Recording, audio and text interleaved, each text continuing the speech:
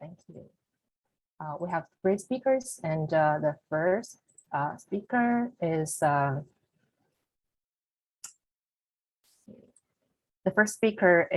Ron Horne. Is from UC Santa Barbara, and the second one is Andrew Apter. He's from UCLA, and the last one will be Aharon deGrassi.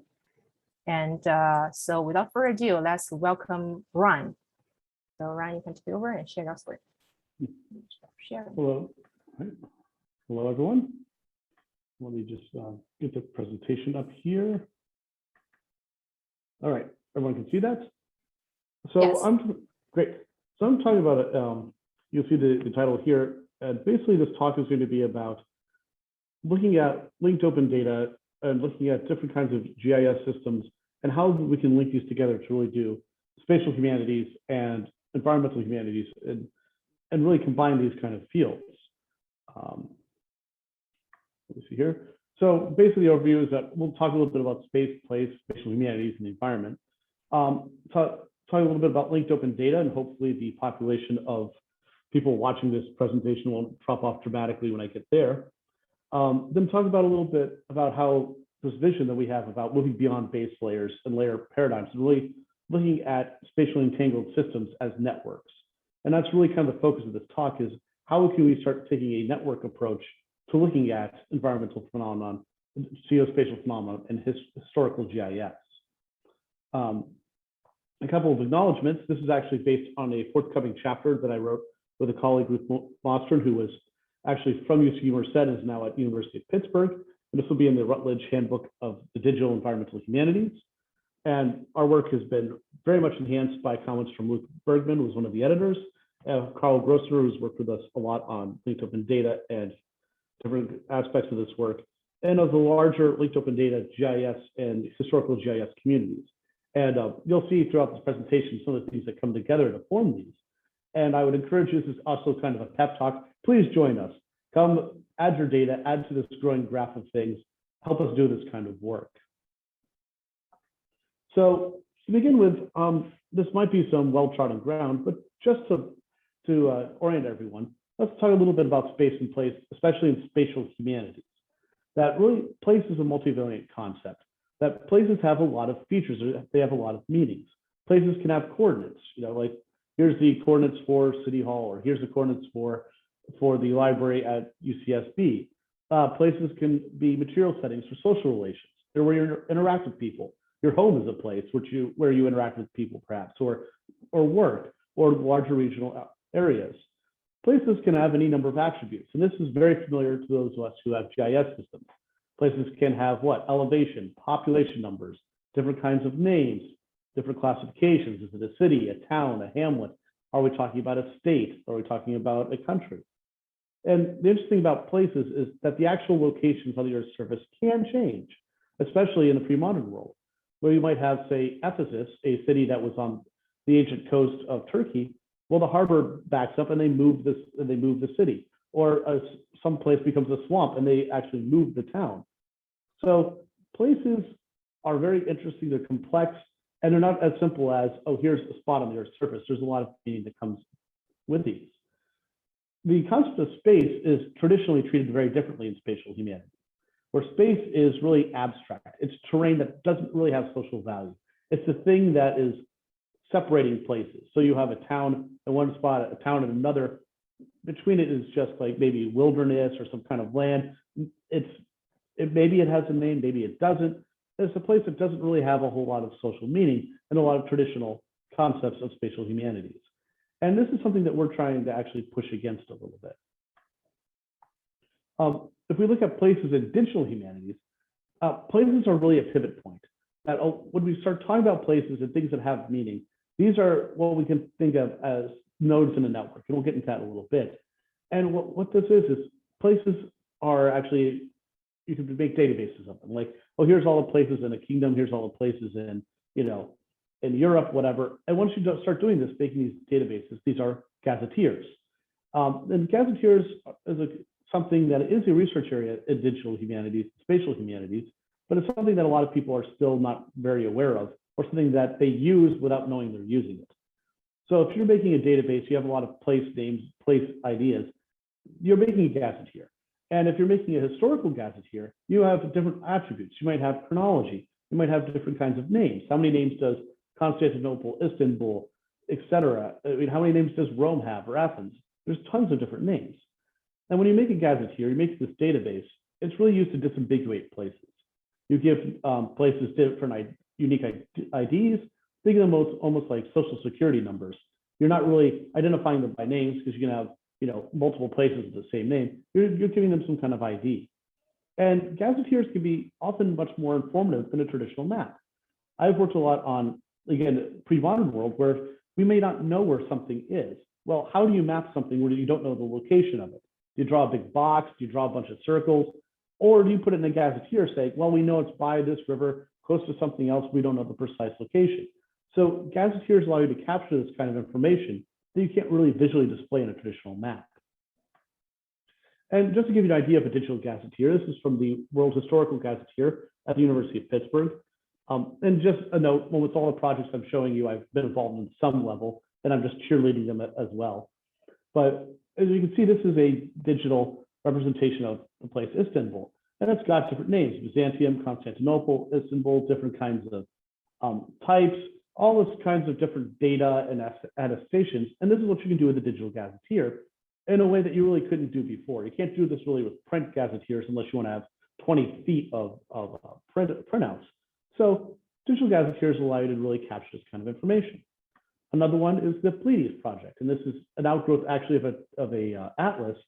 Then it's turned into a digital gazetteer that again gives you spatial information about things, names, and stable identifiers. So this web address for Carthage here is actually a stable identifier. It can be used by other projects to point to this is how we're going to refer to Carthage as this ID, not as Carthage itself. So what does this mean for us? Well, what does it mean for non-human places? We know the geography itself is not static. We know that rivers move, sea levels can change. Humans, we cause all kinds of havoc in our natural environment. We create deforestation, desertification. If we have intense settlement patterns, we can start silting up harbors or rivers. And the interesting thing about this is that gazetteers can actually capture this. If you think of like lakes that have been drained, old river courses, these are things that were given meaning, that were given social meaning. And we can capture that in a gazetteer format and say, oh, here's an ID of a lake that no longer exists. And here's all the information that we have about it. Again, we could put that on a map, but it might look a little weird. But in a gazetteer, you can capture this in a systematic and a well-formatted way, which then can be operated on by people or computers or what have you. And what becomes really powerful is that once you start making different gazetteers of different focuses, you can link them all together. So really, you start creating like a historical gazetteer on a place that can link to a modern gazetteer or to different sources of information. And this is kind of interesting, especially when humans are impacting the environment, where you have this radical changes. Like a city, you're adding streets. You can drain bays or destroy wetlands and develop over them and create new neighborhoods, new kinds of places. Well, all of this can be captured again in a gazetteer. And you can identify these. You can talk about how settlements move, all the different kinds of changes, and then different gazetteers can link together. And what do I mean by that? Well, before we get into any more of this, we're going to talk about ontologies. And this is kind of in two different camps, right? There's the information science approach to ontologies, which are ways of describing categories of information. And there's the humanities approach to ontologies, which is really, as we say here, philosophical claims about the nature of existence. And I want you to keep both of those in mind as I talk about these systems, that the humanities and the information sciences, when dealing with these concepts and dealing with linked open data and GIS, that both of these concepts of ontology are actually correct, that we are classifying information, but we're also really questioning and critiquing this information as we go. So whatever way you're approaching this term ontology, keep doing it the way that you're doing it. And so what do we do, but what do I mean by linking and ontologies and all that? Well, linked open data is really this way that we can link all of these gazetteers together. And these are digital methodologies that really connect data sets. These are common standards, they reference one another, They're identified through URIs, which is just which are stable identifiers. So if you go to a web page, that's actually we call it a URL, but it's actually also a URI.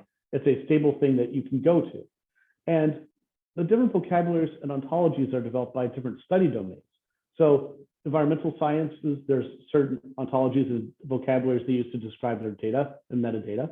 There's certain metadata for humanities computing, and there's metadata for GIS computing.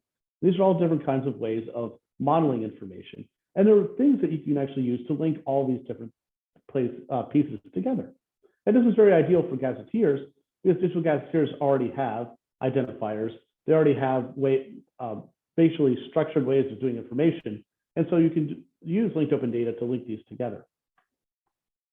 And this is linked through things like, here's an example, Pleiades, which links together different gazetteers, Pleiades, geonames, and actually probably another 4 or 5 different digital gazetteers all together so that a user or a system can query them, see where things are, put things spatially in the world. And how do you do this? How do you actually link all this stuff together? Well, you have to say that there's associations, that my data is associated with this other data, that it is some kind of connection to it. You can have, what's cool about linked open data is that there's ways of describing these connections, but still retaining things like divergent definitions. Or say, oh, well, I don't quite mean New York by this polygon, I mean it by this polygon, or I mean it by this point, but we're all talking about New York, so we can all use the same identifier, so it's all linked together, and a computer can take actions on that. And this sounds all well and good, but you still have to have a human to actually verify this, that these things equal each other, or that these different kinds of data have some kind of association. And this is serious scholarly work.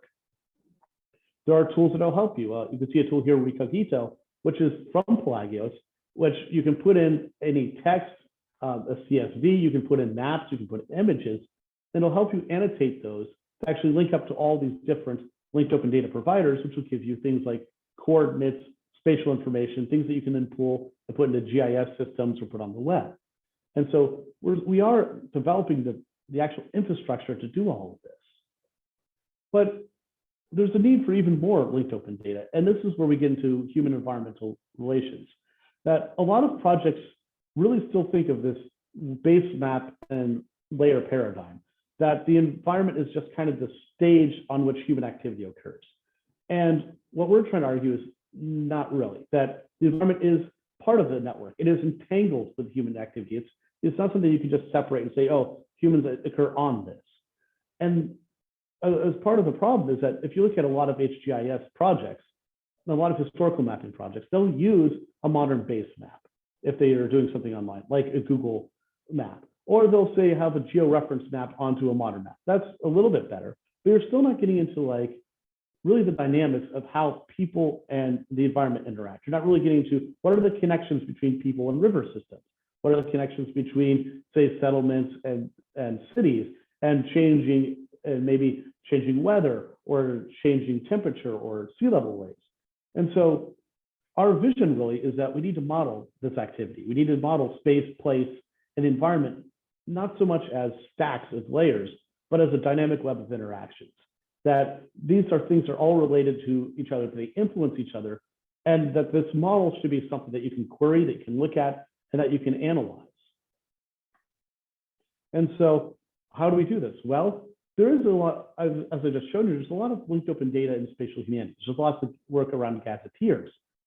There's a little bit of exploration of linked open data for environmental sciences. They're starting to say, well, we can link some of our data sets together, and again, this computational way. And what we're arguing is that we really need to bridge these domains and create a digital ecosystem that brings together these resources. And we've done some initial work actually at the World History Gazetteer, but there's a lot more that we can do. And that's really what this talk is going to be about, is how do we approach this? How do we focus on the interactions and the linkages of spatial humanities and the environment? And again, in a way that you can computationally look at, that you can map, and that you can analyze. So really, our proposal is that we kind of build off of what we're already doing, and that we create a system that you can make attestations about the environment, about history, and that these attestations can link together. that these attestations will be temporally scoped, that you can say, oh, this is a human thing and a river that occurred at this point. This is a flood that happened at this place at another point. That the data can be gleaned from texts. Again, statements about weather, all kinds of, there's this rich textual historical corpus about people and the environment, right? About people saying, oh, it's hot today. Oh, there's a different kind of event that's happened. All of this can be captured and modeled. And that we can then associate that with data from the earth sciences. That if we have spatial data that's associated with people's experience of the environment, we can also attach to that to paleoclimate data, to things like, oh, here's temperature ranges, here's moisture variables, here's some core samples that were done for environmental studies showing you temperature variations for over time, which we can associate with places. And so all of this can then be brought together to really give a better understanding of how humans and the environment are acting in history. And well, how are we going to do this?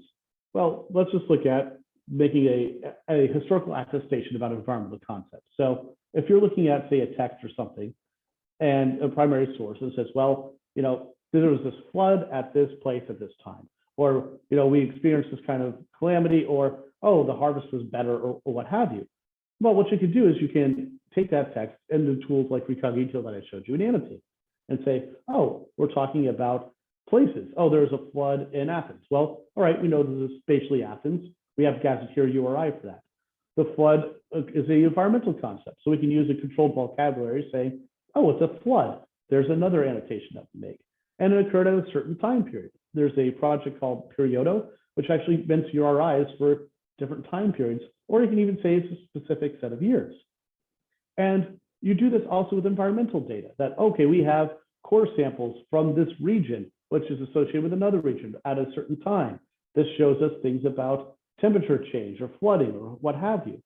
And once you put all this together, then you have a queryable graph that can show you, you say, I want to see all the floods at a certain place at a certain time. I want to see how humans reacted to this thing. I want to see some combination of these. And really, this is a network graph. It's modeling human environmental interaction, and it's at different scales, and it's something that isn't inherently a map, but it can be mappable. So if you're doing this, you can create interesting visualizations. And I'll show you some of the work that we've done on this. And just so you know what a graph is, this is basic network terms. The graph is basically a relationship of entities, which are nodes. Think of those as things, people, places, what have you, and edges, which are the links. And if you've ever seen a graph, this is pretty much the basic representation. A is linked to B, people are linked to concepts, what have you. And so why a graph instead of a map? Well, we can traverse and query a graph database in a way you really can't do for a visual map. There's no limit on the expansion of it. We can capture, again, as I said, uncertainties and interpretive differences. And it really emphasizes now how things are connected. What is it that links a human and a place? What is it that links these things together? And we've, again, done some initial work. And I want to very quickly show you some images, some kind of actual things that we've done. And you can see that these pieces are there, but we haven't really made the glue of time altogether. And that's kind of what I want to encourage the audience to do, is think about, well, contributing to these projects, contributing data, helping us actually get this glue to tie this network together. If I talked about Pleiades, the gazetteer, we've actually implemented something on there called Connections, where you can say that certain places are related to each other. And this is a graph of all of those connections. And you can actually make that spatial. You can say, well, here's all the different places, all the different lines of how they're connected. Well, that's one approach. And that's one thing we're doing. That's, again, a very human approach of, well, these settlements are connected to other ones politically or what have you. There's work from the Ancient World Mapping Center, which shows changing landscapes over time. Again, we're starting to associate these with URIs and say, well, this bay piece is actually, it has a URI for like how it expanded in the Archaic period. Here's another piece of how it expanded in the Roman Empire. And that can then be tied into, again, space and place. We've worked on things like routes, and routes through projects like Orbis or Silk Road Maps at Harvard, again, the Ancient World Mapping Center. And once you combine those things together, routes, changing landscapes and things over time, you can start thinking of systems. In this case, political systems, and how they actually go out through routes and how they move around, say, rivers, and how they're affected spatially. Or you can do what we're doing with World History Gazetteer and start saying, well, here's a place and here's different different kinds of climate zones which are associated with it. And just to leave you with where we are now is something called the tracks of view. And this is where we're kind of building a core of things to build off. This is work that I did with Ruth Mostren. It was to map human environmental relations on the Yellow River. And we started with a database, basically, and we're expanding from there. And I'll just very quickly go through and show you, 2,000 changes of the river, the database. You've seen this kind of thing before. But what it allows you to do is do things like this, tie in how people are managing things, like moisture means that we got from environmental studies, and you can map them, you can graph them, and you can actually start building a much larger linked open data ecosystem. And so thanks, and I'll leave you with that. Thank you, Ryan. Thank you so much for your presentation on my video. And so I'm a little bit curious, like you just mentioned you get this data from ancient works. So what are these ancient works? Are these papers, literature, or maps, or so what are? So where did you get this data, like these different places and names, and you explore? From lots of different places. For the digital gazetteers, this is like 20, 30 years of people just going through primary sources, identifying things, archaeological digs. For the Tracks of View database, it was basically 10 years of work looking again through, there's Chinese gazetteers, there's historical sources, and just compiling them, getting the places, creating then our own digital gazetteers to identify the places. Then we made our own databases with talking about what the environment is, and then linked all of those together to actually make the system. And so, yeah, it's a lot of different data sources, a lot of work to put all this together. But once you do, you can actually do really cool things. Do you have links to share with us, like these? Yeah, the sure. gazetteers you just mentioned. Can you put it in the chat so sure, we can explore? Yes. Yeah, no problem. And I just noticed there's another question from the chat. Yes, yeah, Carlos just asked the links. Okay, so thank you. So thank you for your presentation. And I think we're gonna move to the next one. Andrew, can you share your screen now? So we're gonna move with yours. Well, thank you very much, Jiwan, and also Ryan, for a very interesting presentation that actually resonates with my own research in ways I hadn't anticipated. So I hope to have some follow-up chats with you. I'm very interested in this, the idea of ontology, but also the relationship between graphing and mapping. I didn't know about this graphing domain and its relationship to mapping. It has a lot of interesting potential, particularly since it seems to pertain to the way the project that I'm working on with colleagues really seems to already follow the formatting of a gazetteer. So let me jump to my own work here. So what I want to do is quickly run through, and I'm conscious of the time constraints here. I want to present a preliminary work on a project I've been conducting under the auspices of UCLA's Transdisciplinary Research Acceleration Grant. And I've been working at UCLA with Dr. Francesca Albrezzi, who works in the Digital Humanities at UCLA and the Office of Advanced Digital Computing. And she's really the brain behind the formatting of the data and of the narratives and of the maps. Hello, Andrew, I'm sorry to interrupt you. Do you want to share your screen? Oh, I thought I was. I'm sorry. Let me try again.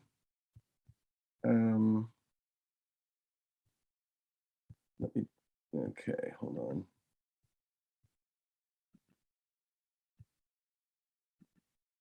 Okay, is this sharing? Yes, we can see your screen, but it's the desktop. Yes. Okay. Here we go. Now I'll just Yes. Okay. So this project then it's really combining archaeology and anthropology and history with digital humanities. And it's, I'm calling for this presentation, Locations of History in Ghana's Slave Forts and Castles. I assume most of you understand or are familiar with the history of Atlantic slavery to the extent that along the historic Gold Coast of West Africa, currently Ghana, we find structures dating from 1482 built by the Portuguese. They're called forts and castles, and they were also called factories because they were led by factors. But these are the spaces in which enslaved African captives from the hinterlands were brought down and sold to Europeans, who then stored them in these forts and castles and then sold them, they branded them and sold them to overseas to the plantation societies, both in the Caribbean and also in the North American mainland. And basically I know time is short, so I'm going to go very quickly, but the key idea here occurred to me when I first visited the, let's see, I first visited Cape Coast Castle, which is one of the most famous of these outposts. And it was the headquarters of the Royal African Company in the 1680s to about the 1720s, which was the monopoly, the crown monopoly of the English, who then became the British, during the slave trade, during the British slave trade. And the dungeon, when I was taking the usual sort of tourist tour, the dungeon had a shrine in it, which I thought at the time was a kind of gimmicky shrine built for heritage tourism, for Americans primarily coming to sort of come to terms with some of whose ancestors were transshipped from these castles, coming to terms with their past. But when I started to analyze the historical record, I discovered that the god being worshipped here, who's called Tabir, is actually, can be found in the records back to the very beginnings of the 17th century.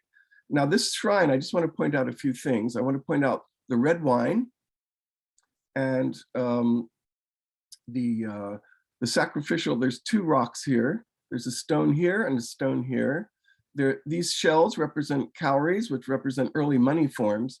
And what I'm trying to argue is that taken together, the shrines as assemblages, they're sort of like collages, represent the historical blood, sweat, and tears of the slave trade. They represent a kind of historical record, and the spirit that is invoked in this shrine turns out he's a white European who, as we'll see, is really the governor general of the slave fort. So on the one hand, we've got the slave fort, a monument to the depravity of the slave trade, and we have local Africans who are worshiping the god of this fort, of the dungeon, who happens to be one of the original slave traders. So interesting things are going on. The anthropologist inside of me started to light up, and I thought, what does this tell us about the history of Atlantic slavery? So the big question motivating this research is, how do the hidden histories that are embedded in these congealed spaces, these spaces of death and transfiguration, commodification, transshipment,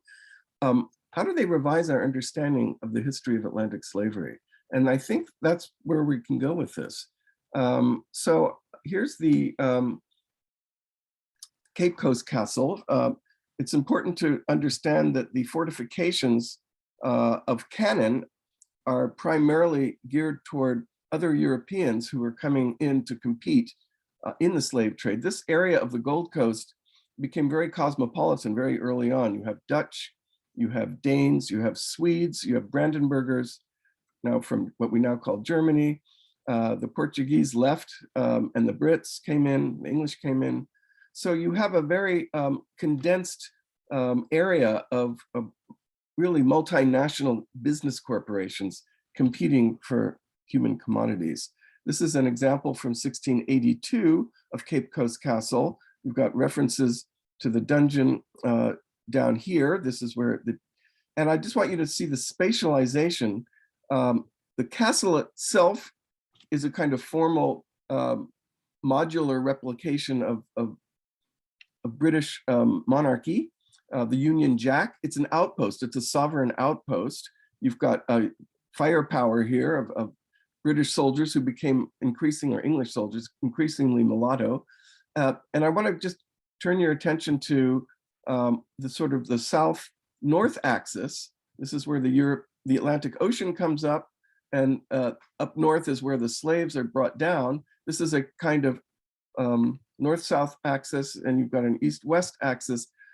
And here you've got the local African community, and I'm particularly interested in the liminal spaces between them, the ocean and the land, between the growing Atlantic economy and the local community, and the white-black relationships that are mediated here, both in terms of horizontals, but also verticals, because you have the church, you have the Governor General's domicile on top, and then in the bottom, you've got dungeons of blacks. And in the middle, you have a kind of zone of mulattoes. So when we talk about spatial humanities, we're talking about the spatial dynamics of the forts and castles themselves. We're talking about the spatial dynamics of their relationship to the surrounding environment. And we're also talking about the spatial dynamics of the triangle trade of Europe, of Africa, and the Americas. Here's an example of the fort as it gets revamped as the slave trade brings in more money. This is an example of a local market depicted in 1601. And the reason I'm bringing this out is that the god that we saw in the shrine in my opening slide has a ritual relationship to Prapata, a god that is connected to the market nearby, which is already attested as early as 1601 by the Dutch explorer and merchant Peter de Maris. The longitudinal historical depth is quite extraordinary. And this engraving is extraordinary because it shows you that even by as early as 1601, when the Portuguese were here, before the fort was built, before Cape Coast Castle was built, you have an increasing Afro-European division of labor and segmentation of the economy. Here's an example of that same ritual tree in 1845. And here we have the governor's table. Remember the vertical axis I pointed out between the white on top, black on the bottom. This is the governor's residential living room and dining room where he hosted visitors, and they're eating mutton and they're drinking red wine. Mutton and red wine are the favorite food and drink of the god Tabir that we saw in the opening slide. So you can see how a kind of ritualized subconscious memory of the slave trade is in effect fetishized within the domains of spirit possession. And this fetishism, I'm arguing, is linked to the concept in Marx of commodity fetishism. It's specific to the way in which human beings were turned into commodities. These are the references of this god in the travel literature. Now, another point right here, think back to Ryan's presentation. He mentioned something called nodes in a network. And I think that's a very nice way of identifying the fact that all of these flags represent different slave forts and castles as early as the 1660s. And the point I want to make here is that we can't look at Tabir and this singular god in a singular fort and castle as an isolated example. We have to see it as linked. And in fact, all of these different slave forts and castles, as I hypothesized, hate to sound a little arrogant here, but turned out to be correct, all of them have gods and deities, or I'd say about 90% of them do, in their dungeons or associated with their groves nearby, which is where the slaves were brought down, the enslaved captives were brought down and auctioned off to the companies. This map, again, is quite extraordinary. It shows you how complex the Atlantic slave trade was already by the 1660s, although at this point, the dominant commodity being exported was largely gold. Now, this is interesting, a map from 1753. This is when the Atlantic slavery was kicking into high gear.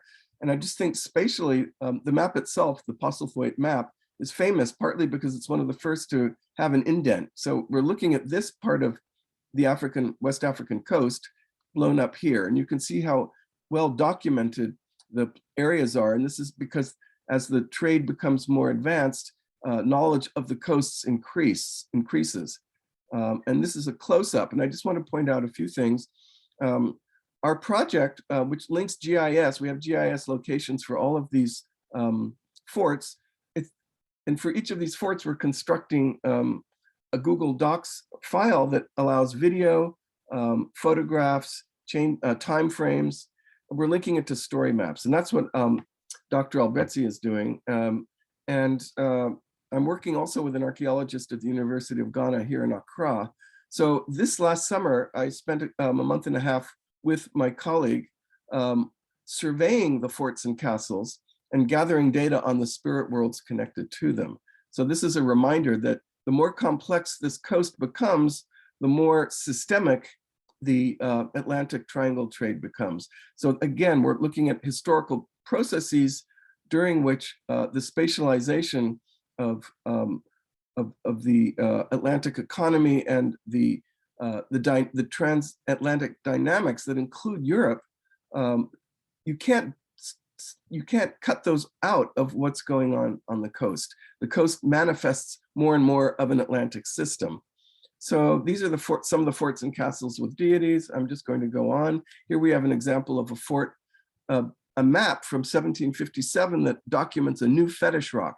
So what we're able to do is actually document the history of the ritual shrines that connected to these. And in the archives, we get references to how these shrines were still active under the colonial British period.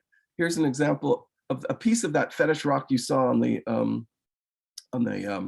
map showing up in a shrine, which was in the women's dungeon of Fort Anamabo, which changed name to Fort William. Again, a point Ryan makes. These places change their names and they get rebuilt. And all of that can be represented dynamically. So these are other forts and castles that have these shrines. I'm going to end soon simply by saying the guiding questions of my research have to do with the way in which fetish priests controlled the opening and closing of roads, the sphere of circulation. Fetish oaths were increasingly instrumental as instruments of debt and credit. The link between the castle fetishes and the commodification of human life is a theoretical problem we're working on.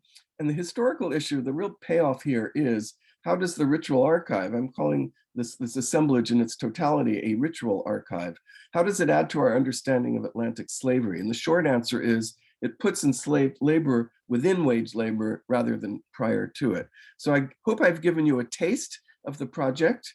We also have a link to the Google Docs where you can see how this can be navigated. I need to work a little bit with Dr. Albretzi to get it to a level where I think it can go public, but I would love to share it with you and I'd love your feedback, and I'm going to stop here. Thank you. Yeah, thank you, Andrew. Thank you for your talk. And so if you can share your link, some other resources to chat, it's going to be better. And it's not a question actually for me. It's like more like a discussion. So as your second slide, you show us a picture that it's when people worship something. It's like the people. I mean, there's a white blanket. You just mentioned. You also talks about the white one and something. And at that time, you ask a question. So the people they worship is actually the white trader. Right? So I was thinking about that. Maybe it's not the white trader they try to worship, but it's so this is also projected from a map you just showed us in around 1601, right? So it's more like a memory people have at that time. So people want to tell their the following generations, like, we have gone through this kind of thing, but they don't have how can I put it? They don't have a way to how to let people memorize it, but they just memorize what they have gone through. So it's like how they show people what they have gone through, and so that's why they have that thread and they have that things put together. So it's just a thought from me. Oh, you raise a very interesting, number of very interesting issues. What's so interesting about these gods is that they're not understood locally as historical figures. They're understood as spirits coming back from the dead who can help you. And one of the reasons why I still think people understand that the God is white is because in interviews, when we ask people, especially women, a lot of times these gods help women conceive and have children, because fertility is not just about having babies, it's about reproducing lineages. And repeatedly we were told, well, when a woman is assisted by Tabir and has a child, the child will be a mulatto. So there's already an awareness that this God brings some kind of whiteness into but they're not necessarily, but the other good point you make is that the identity of the deities is not stable. It changes over time, and also depending on which constituency is worshiping it. But the other point I forgot to mention is that most of the gods in the castles and forts that we surveyed and studied more deeply are connected with whiteness, most of them. Thank you for the talk. Okay, so I think we can move to the next one. Aharon, can you share your screen?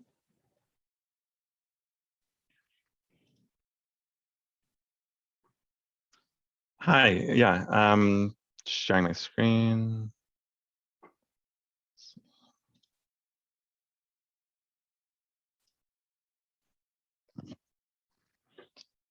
All right, hopefully that is showing up. Yes, looks good. Great. So I also am really happy to follow on from Ryan and Andrew's presentations. There's some clear connections with some earlier work that I've also done on this notion of the gatekeeper state in Africa, and have been working on some story maps more specific to Angola, and kind of, I guess we could take the story moving inland from the coast to thinking about the roads going inwards there. But I think this idea of these multiple forts and their symbolic links and meanings is a nice kind of elaboration beyond some of the more simplistic spatial metaphors of gatekeeper. So I'm going to be talking about another kind of spatial metaphor in that of the road, and the road as a metaphor for kind of institutions and sets of rules. So the primary stimulus for this research was some notions in sociology, historical sociology, as well as a lot of political science and economics, about sometimes what are called critical junctures. There's also a notion of path dependency that plays in, I'll come back to. Essentially relying on a metaphor of two roads diverging. And so they often invoke this classic poem, maybe the most famous American poem, sometimes called The Road Not Taken, sometimes called The Road Less Traveled, by Robert Frost. And this is a screenshot from the website of this project based at Berkeley called the Critical Juncture Project, as kind of a summary of a conference by political scientists and sociologists. So the classic line is, classic 3 lines there from the end of the poem are on the website with this kind of evocative picture. 2 roads diverged in a wood, and I took the one less traveled by, and that has made all the difference. So the idea is that certain initial conditions and choices set a society or a state or a kind of social institution on a path, and then that ends up having certain consequences. So just to kind of preview, basically I thought, well, this is clearly, as a geographer, this is clearly a spatial metaphor, and it also raises some flags for me in terms of like theorizing institutions as having their own kind of inertia. So how is this metaphor of social change and institutional change relying in kind of problematic ways on spatial metaphors? And actually, if you if you read the poem closely, and this is the point of a book that has recently come out saying, showing pretty clearly that the poem is often misread. So if you look at the very last set of phrases and stanzas there, those 3 lines that begin "two roads diverged in a wood" actually are part of this set that actually starts, "I shall be telling this with a sigh, somewhere ages and ages hence." So if you look at, again, this kind of foundational book from two famous political scientists at Berkeley, they quote in their kind of key intro chapter, they quote those 3 lines, but they leave out that framing thing that says, "I shall be telling this with a sigh, somewhere ages and ages hence." Essentially saying that people like to reflect about how consequential past decisions were. And there's a whole kind of side bit of this research that goes into Frost and his own kind of relationship with his walking partner in England, who had a kind of background in historical geography. But my idea was to think about the actual context that Robert Frost was writing in. And, the poem is famous not just because he happened upon some, choice combination of words, but because it evokes a lot of metaphors and imagery and that are important kind of in American history. So if you look at the actual place in southern England where he started working on this poem, this is around Gloucestershire and kind of southern west, kind of towards Wales. The actual layout of the paths and roads is much more complex than this simple kind of metaphor of a binary choice that has lasting consequences. And there's a whole kind of interesting agrarian history to this set of roads. So essentially kind of the GIS component of this research is to use historical GIS about transport infrastructure, footpaths and roads, and some of the agrarian history to kind of situate Frost's own experience and how he came up with this metaphor and described it in the way that he did, and what are some of the limitations with that. So I'm just going to kind of breeze through some of this because of the very short time. Just to speak very briefly to some of the broader implications, it's also linked with this notion of path dependency. Some other examples, and this is quite prominent in economics, but also gets frequently invoked as kind of a law or principle, kind of a natural logic. Some of the examples are, for example, the keyboard designed to slow down typing from the age of typewriters and with the mechanical keys, but now leading to slower typing on computer keyboards where there isn't that problem of the keys getting jammed. Different standards for video cassettes. Once the VCR has one standard, it's only going to accept that cassette.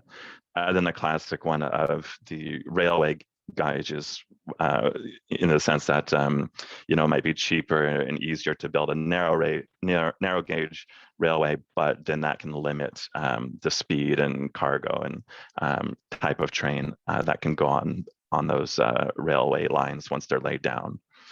So those are all examples of how these initial kind of standards lead to a lock-in that determines subsequent choices. And there's a whole kind of set of analytic kind of models that are associated with this. So this is another diagram in particular of the kind of the explanatory logic from that classic book by the Colliers. Another kind of diagram, and this is from the famous path dependency book by the economist Arthur. And this one is nice because it actually kind of shows the path, essentially the idea is that if you're on a convex surface, once you start down one slope, you just kind of keep going, and it becomes more difficult. So kind of using gravity as an explanation for that inertia about which path you're on. So if you actually look at the paths that Robert Frost was walking on, and this was from New Hampshire, he was living mostly around Derry, where he moved to a farm in the south of New Hampshire, and then briefly taught in Plymouth. So I've kind of mapped out the footpaths and the roads from contemporary maps at that time, and also tried to situate in the map on the left-hand side with some more complex social geography of those areas in New Hampshire generally. It's a bit partial, but it's what we're working with, and that's for New Hampshire. So that includes both the Native American trails illustrated in black and the Native American archaeological sites, which are illustrated in those red squares, and the underground railroad sites as well, key sites for people escaping slavery from the South and trying to make it to Canada. So all of this more kind of complex infrastructure and social uses of both places and transport networks points more to a kind of an embodied sense of movement. So it's not just an abstract individual, the conditions of travel for a migrant worker or someone fleeing slavery or Native Americans earlier. They knew the landscape. They weren't just out kind of walking the trails in a park trying, with the same kind of consequential decision, like if we go this route, it's gonna end up determining our life choices for forever. So there's much more of a different kind of networked sense of reversal and kind of a social aspect versus kind of maybe more of a frontier kind of courageous male explorer image that's evoked with Frost's imagery. So I've done kind of the same thing for Dimmock. This is an area, as I mentioned, in near Gloucestershire, in kind of southwest England.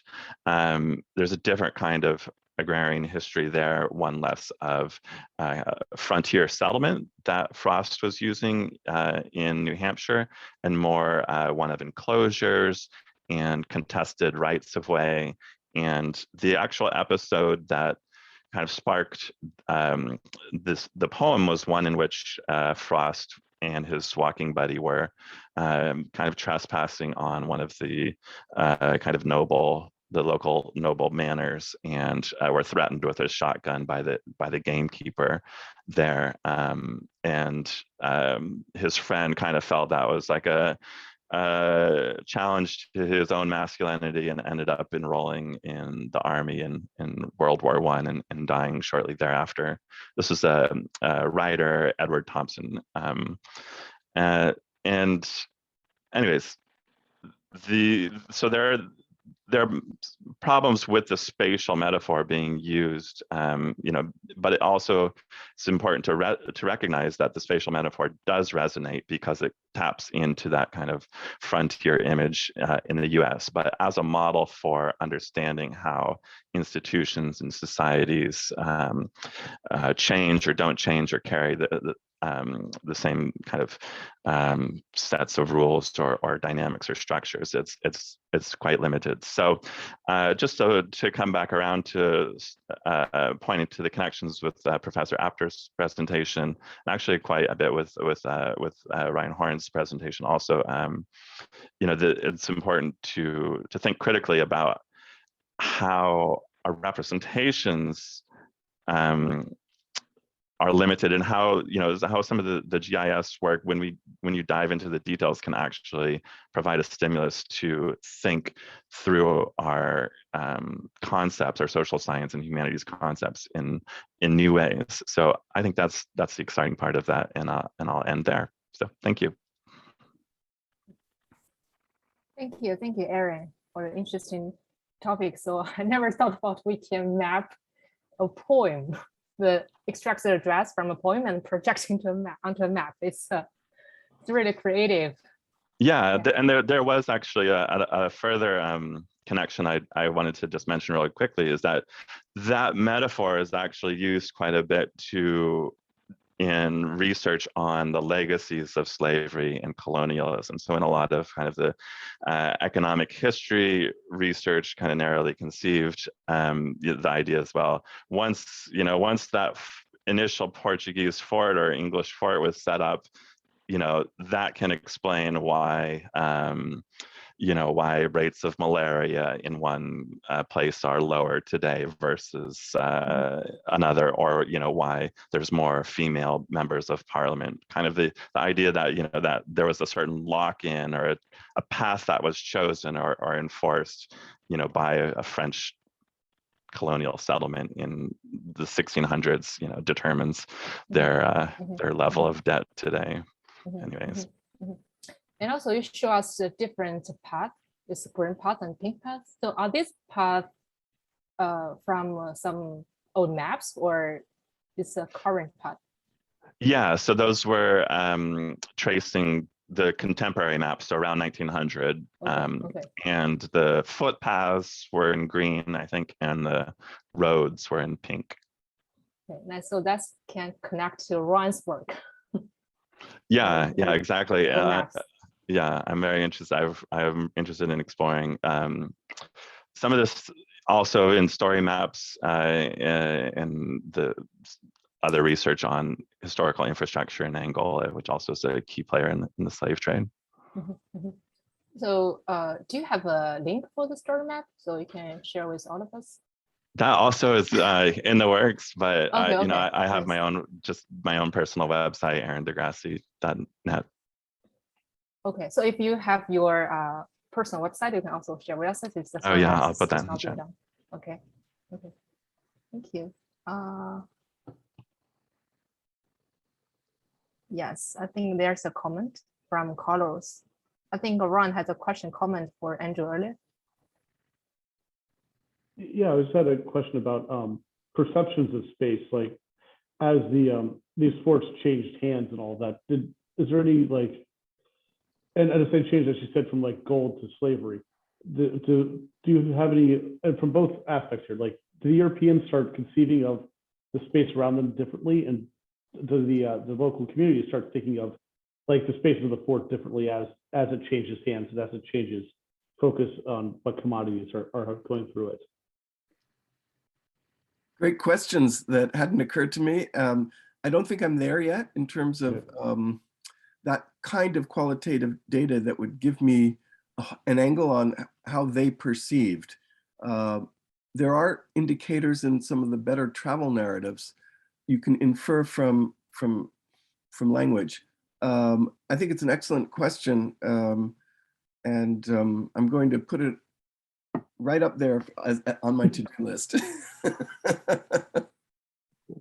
Yeah, and also I think, Andrew, you're not in our Slack channel, right? So if you can join us our Slack channel, so you can share your resources with all the people in our space. Love to. Okay, so thank you so much, everyone, and thank you for the wonderful talks. And I think this is going to be the end of our session. And also I put